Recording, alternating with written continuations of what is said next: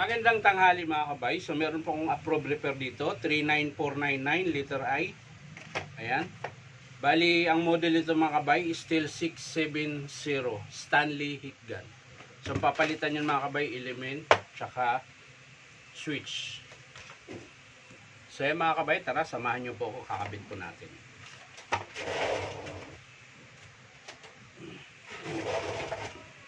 So bubuksan po natin ito mga kabay.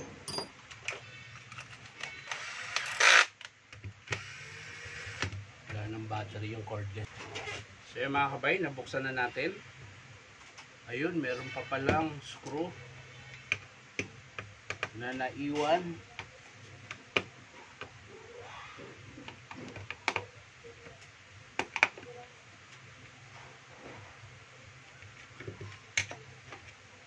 Yun.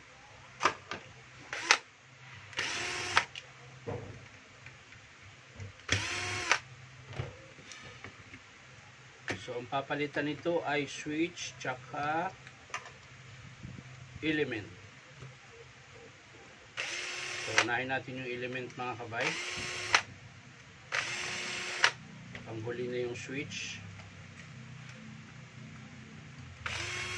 Ayan. So, bunutin natin yung element. Ayan.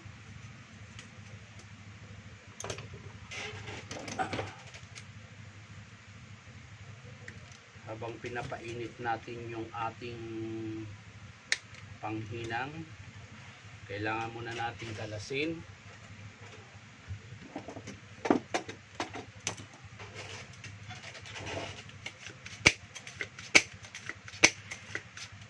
Kailangan muna natin kalasin ito mga kabay. Tatlong wire ito mga kabay. Yung manggagaling sa element. Hindi nadali Yun. Para madali nating mabunot, kailangan natin ng panghigop ng element. So, may isa pang screw dito bago natin makalas. Ayan. Kailangan muna natin kalasin ito lahat. So pag di nyo pa kabisado mga kabay, isa-isahin nyo lang pagkalas. Malimbawang di nyo po kabisado. Pero tatlong wire lang naman po ito. So madali lang po siya makabisado. Ayan.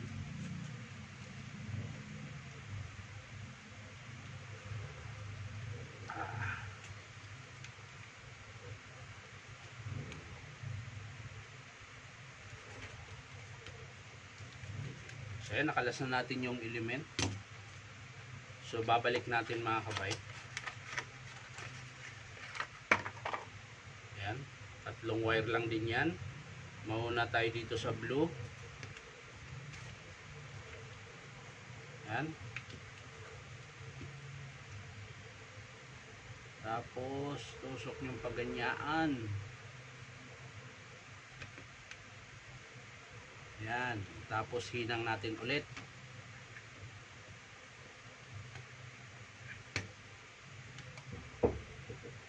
Ito mga kabay, huwag nyo lang ibabad gaano yung panghinang nyo. Kasi manipis lang po yung pinaka sa PCB board. Manipis lang po yung tanso niya. So natutuklap po yan mga kabay kapag sobrang init. So kailangan mainit na mainit yung soldering iron nyo para madaling matunaw yung lead. So ang sunod mga kabay, itong pula. Ayan, dito po yan sa gitna. Ito. Nasa gitna siya. Malapit sa IGBT. Ayan. So kapag nailagay nyo na, hinang ulit, isa-isa lang.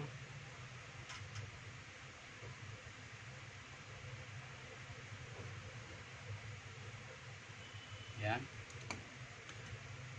So yung last, yung puti mga kabay. Ayan, dito po yan nakakabit.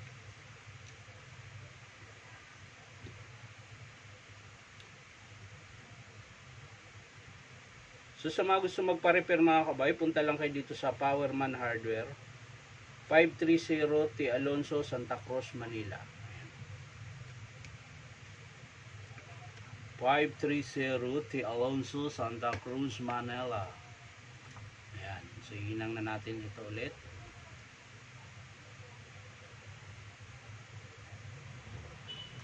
So okay na yung element mga kabay.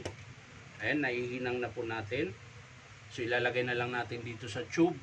Dito. Ilalagay natin.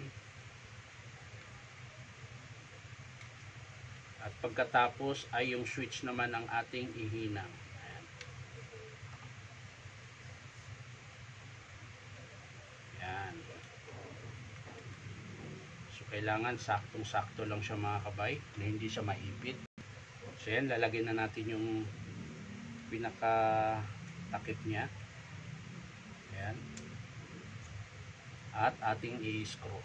So yan, ikabit na natin yung switch. Ito po yun.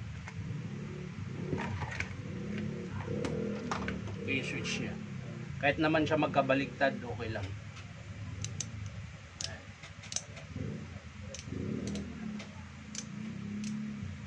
Dito po yan. Ayan. So syempre isa-isahin nyo rin lang pagtanggal. Ayan. Makikita nyo mga kabay. Unahin nyo yung green, tapos red, yung brown na sa gitna. Ayan. Dito po yan. Ayan. Basta pag di nyo kabisado mga kabay, isa-isa lang yung pagtanggal nyo ng wire. Tapos kakabit nyo sa bagong switch para mas madali. So ayan mga kabay, naikabit na natin yung green tsaka yung brown. Ayan. Yan po yung itsura niya mga kabay. Ayan. Tapos ang sunod natin ikabit yung pula. Dito po yan sa katabi ng green.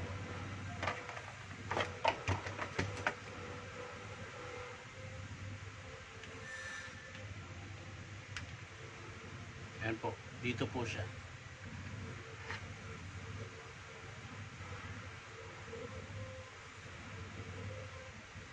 Siyempre, huwag nyo lang siyang pagdikitin mga kabay. Ayan, kailangan mo siyang ilayo lang. Huwag masyadong dikit. Dahil pag nagdikit ay malamang sunog.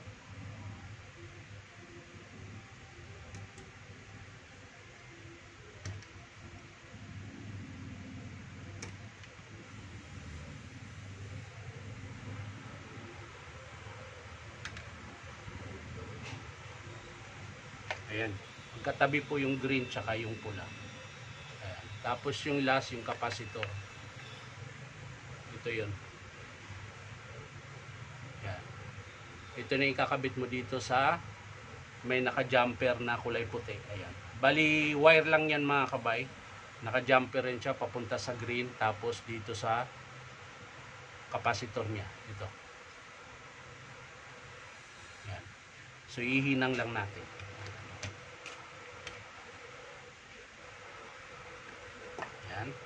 Tapos dito natin ilagay sa naka-jumper.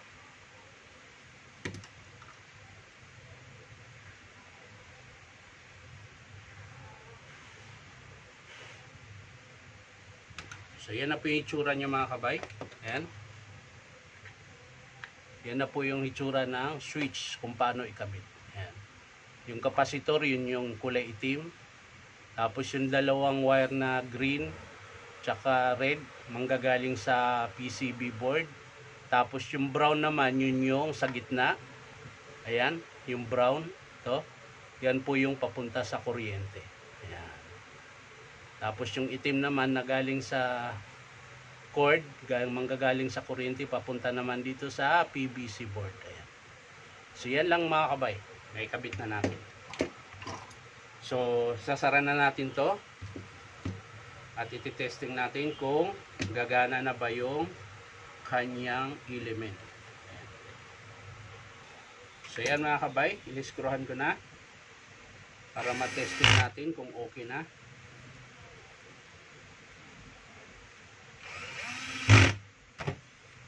Ayan. So bago natin isara mga kabay, kailangan muna natin i-testing. number 1, number 2.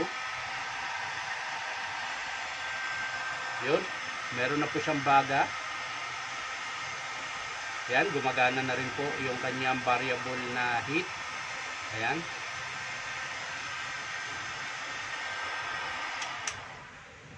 So, okay na mga kabay. Sasara na po natin ito at nang matapos na po tayo. Ayan, kasipit. Ikita natin ang screw. So yan lang mga kabay. Ang pinalitan lang po natin ay element tsaka switch ng Stihl 670 na heat gun Stanley. Yan. So maraming salamat mga kabay sa panunood at palike and share na rin po. At syempre po baka naman pwede makahingi sa inyo isang subscribe dito po sa aking YouTube account na Inuntabay. So maraming salamat. Bye bye.